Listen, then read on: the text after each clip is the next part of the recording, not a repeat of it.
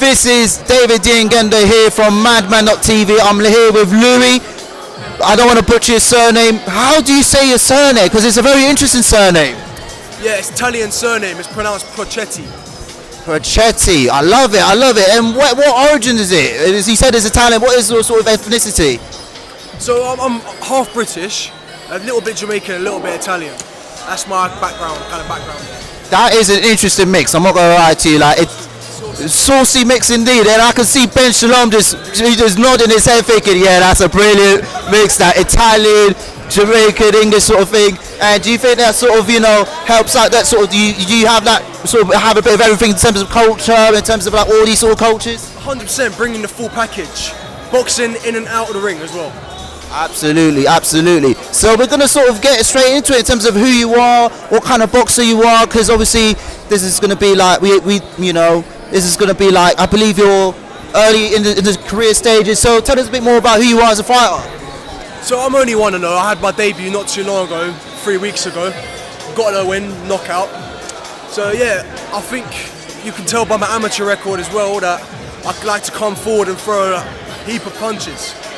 Absolutely, and we see by your amateur record, you got a very impressive amateur record as well, and quite a lot of knockouts as well. Like, are you the sort of guy that sort of likes to sort of get a bit of a rounds in, or you're a bit like, you know what, I'm going to look you to get you out of the way?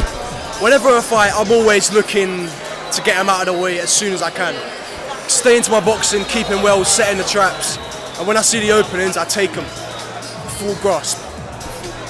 You're not really trying to get the rounds in, trying to put yourself out there, or are you just like, listen man, I see you, it's over for you? I think watching a big heavyweight get some knockouts is way more entertaining, personally. Really? And why do you think so? Is it from a spectator point of view, or is it just a case of people don't want to stay there for too long? As a boxing fan myself, I love it when there's a nice scrap on. So I want to be the same as a fighter myself.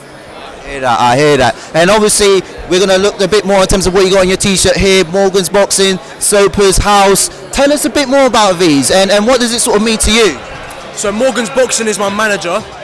It is about his son, my coach Victor, who passed away at 23 years old. So it's big respect to him, having him on a t-shirt, because it's all for him.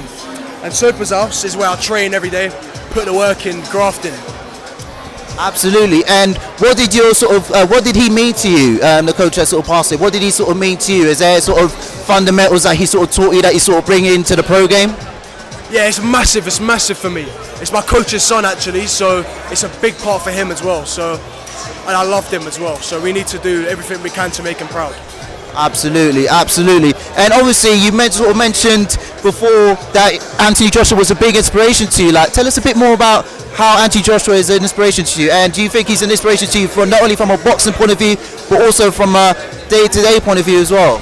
So Anthony Joshua and me actually started out at the same boxing club, Finchley ABC, in North London.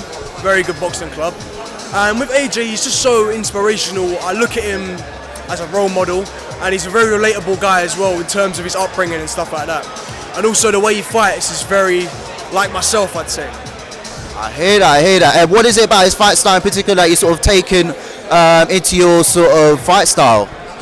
It's just beautiful to watch him, and since he's been with his new coach Ben Davison, very good updates to his game. So I'm trying to take all that in. Absolutely, absolutely. And obviously, come Saturday night, we'll be fighting at Selhurst Park. In all your time that you've sort of been boxing, have you sort of ever envisioned fighting at a stadium like Selhurst Park? And is there also a dream stadium that you sort of like to sort of fight in your career long term? I've always kind of seen myself getting onto the big stage one day. I just didn't think it would come this soon, to be honest with you. So I'm grateful to Boxer and Ben Shalom for making this happen. Absolutely. I hear you're an Arsenal fan as well. Could you be the one to headline a boxing match at Emirates Stadium one day? That would be incredible one day. That would make my dad so proud as a hard Arsenal fan. I hear that, because obviously, we've seen big fights, obviously at Old Trafford in the past and at Wembley Stadium, so who knows? Has there been any boxing fights at the Emirates? I'm not quite sure. Not what I know of, to be honest, but you could be the first, So hopefully, yeah, I can be the first one in a few years' time. Absolutely. And obviously in your ring walk as well, have you got anything planned in your ring walk as well? Anything in particular? Any music? Anything in your clothing wear as well? I want to get one that gets the crowd going, So Morgan Smith, as I mentioned, he had a favourite song called Be Where I Am. I'm going to play that for him tomorrow, out of respect to him. Absolutely, Be Where I Am. It's a bit poignant because you are where you are for your hard work. And obviously, any message to the fans onto the camera here? Any last messages here to your supporters? Expect fireworks and expect destruction.